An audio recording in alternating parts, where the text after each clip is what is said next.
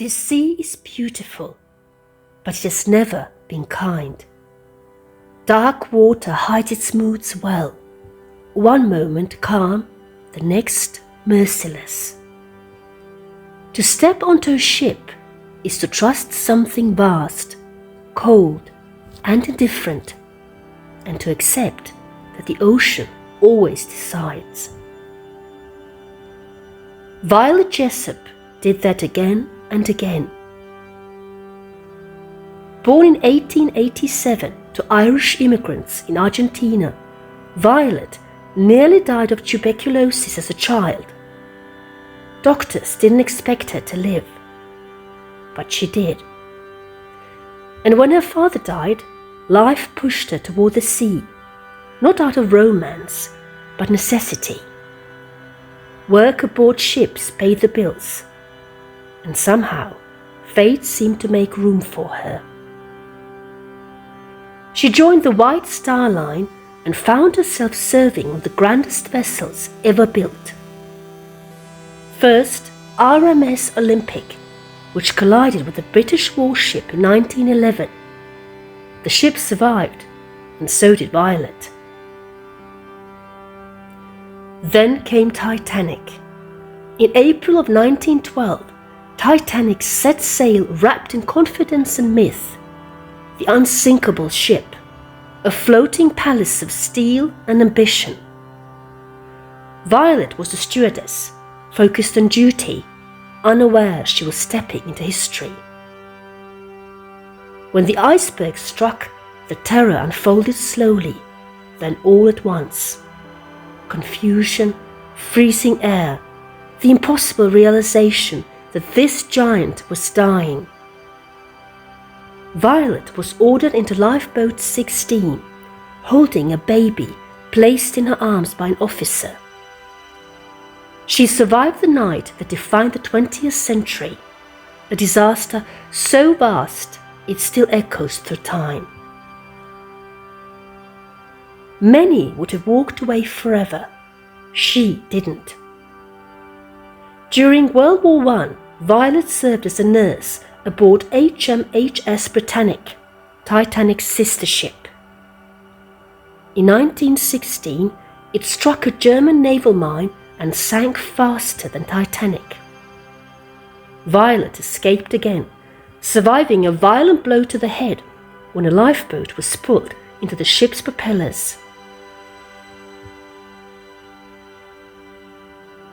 Three sister ships, 3 disasters, one woman walked away from them all. Violet Jessop lived a long, quiet life afterward, retiring to the English countryside. She died peacefully in 1971 at the age of 83, not at sea, not in tragedy, but in her bed. Statistically, her life borders on the absurd. Most people never encounter catastrophe. Violet met it repeatedly and outlived it every time. Maybe lightning doesn't like to strike the same place twice, but sometimes, astonishingly, it does.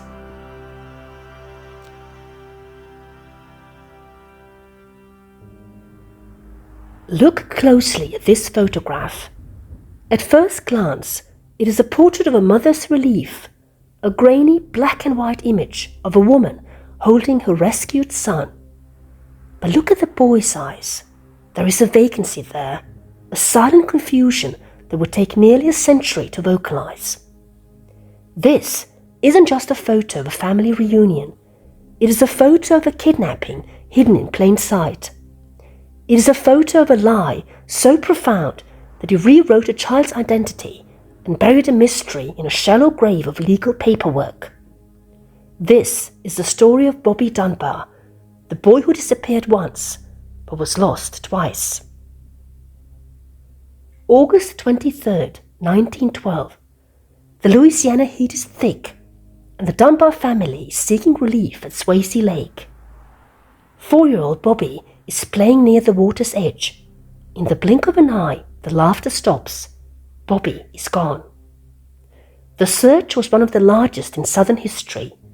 They sliced open the bellies of alligators, They blasted the lake with dynamite, hoping the shock waves would bring a small body to the surface.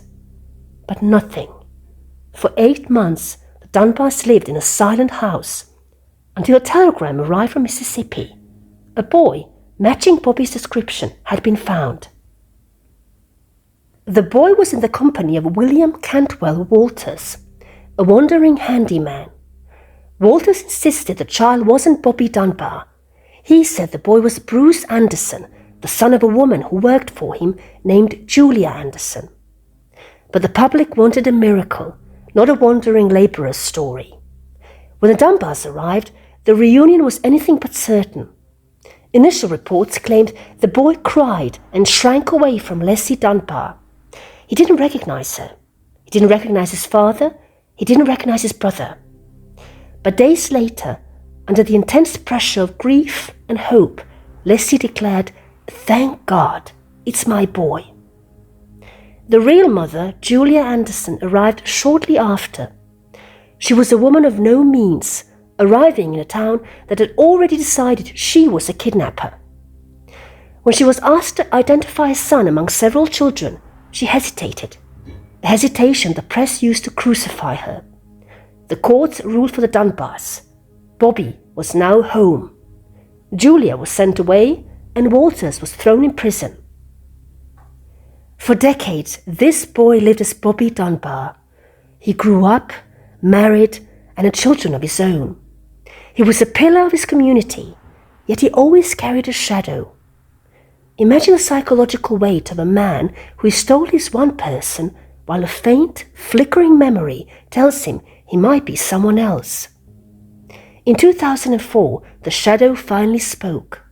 Bobby's son, Bob Dunbar Jr., did what his grandfather never dared to. He took a DNA test. The results didn't just rattle the family, they shattered the foundation of their history. The DNA did not match. The man who lived as Bobby Dunbar was, in fact, Bruce Anderson. The rescue was actually a state-sanctioned abduction. The Dunbars had accidentally stolen a child to replace the one they lost. Why did it happen?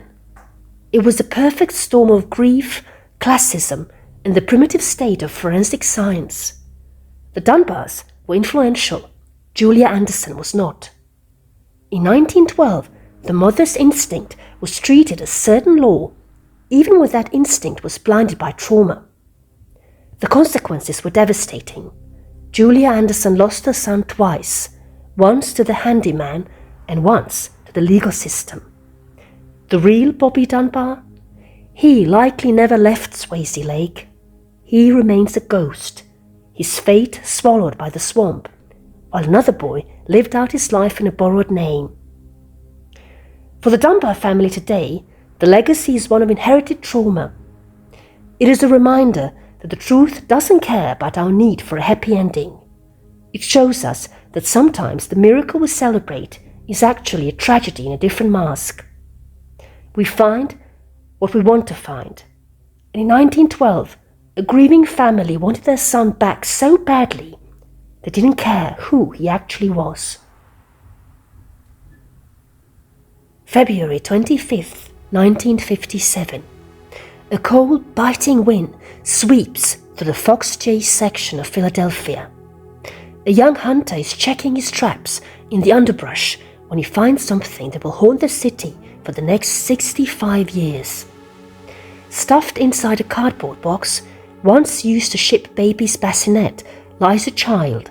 He is small, naked, and wrapped in a tattered flannel blanket. At first, the hunter thinks it's a doll, but as he draws closer, the horrifying reality sets in. This is a boy. His skin is pale, his body is bruised, and his hair has been recently and crudely chopped off. Large clumps of it still cling to his small, cold shoulders. He is no longer a child. He is now the boy in the box. The investigation was a masterpiece of frustration. The boy was roughly 4 to 6 years old, severely malnourished and covered in scars, some surgical, others far more sinister. He had been beaten to death with blunt force trauma to the head. But the most chilling detail was the grooming. His fingernails were neatly trimmed. His body had been washed. Someone had taken the time to fix him before discarding him like trash in a rural spot. Police distributed 400,000 flyers. They dressed his body in typical boy's clothing and sat him in a chair for a photograph, hoping a parent, a neighbor, or a teacher would recognize him. But Philadelphia remained silent. It was as if this child had never existed. For decades, the case grew cold, but the theories grew wilder. There was the foster home theory. A local foster home just a mile and a half away. An investigator found a bassinet similar to the one the box held, and blankets like the one the boy was wrapped in. But the children there were all accounted for. Then there was Martha. In 2002, a woman claiming to be a witness surfaced. She said her mother purchased the boy, named him Jonathan, and subjected him to years of extreme abuse before killing him in a fit of rage. Her story was bone-chillingly specific, but a history of mental illness made it impossible for police to verify. The boy was buried under a headstone that read, "Heavenly Father, bless this unknown boy." For 65 years, he was America's unknown child. Science eventually caught up to the cruelty of 1957. In 2022, using the same forensic genetic genealogy that caught the Golden State Killer, investigators did the impossible. They exhumed the boy's remains, pulled a DNA profile from the confetti-like fragments of his bones, and uploaded it to a public database. A second cousin was found. Then a family tree was built, branch by painful branch. On December 8, 2022, Philadelphia Police Commissioner Danielle Outlaw stood before the world and finally gave the boy back his soul. His name was Joseph Augustus Zarelli. He was born on January the 13th in 1953. He was 4 years old. The mystery of who he was is solved, but the horror of what happened to him remains an open wound. Joseph was never reported missing. His parents are dead, but he has living siblings who never knew he existed. The boy in the box is no longer a ghost, but his killer might still be one. Police admit they have suspicions, but in a case where the witnesses are largely in the grave, justice is a fleeing target. Joseph now lies under a stone that bears his name and his face. The horror of his death is permanent, but the indignity of his anonymity is finally over. Some secrets are buried in boxes, others are buried in the blood. Joseph Augustus Zarelli is finally home.